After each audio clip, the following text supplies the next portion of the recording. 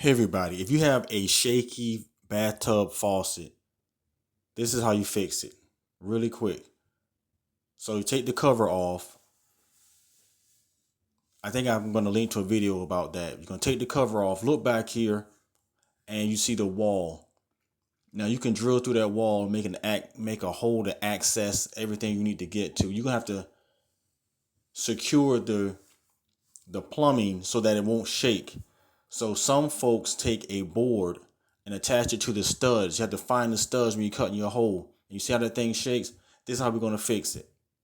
So access the plumbing by cutting through the drywall. Some folks take a block or a board, secure it that way. You can toenail it or use brackets, whatever you do, and secure the plumbing to that.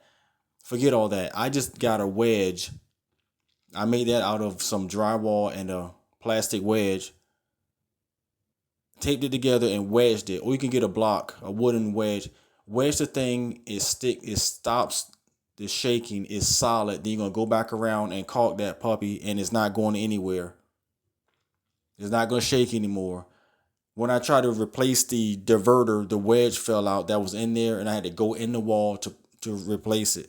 And now you're going to get an access panel from Lowe's or Home Depot or some store and stick it in the hole that you cut out of the drywall. They come in various sizes, and so you'll always have an access panel on the other side in case you have to do this again. Or like I said, you can use the board and permanently secure everything. But that's all you have to do. It's fine. It works fine. No more shaking. And it was cheap. Thanks for watching. Like and subscribe. Be blessed.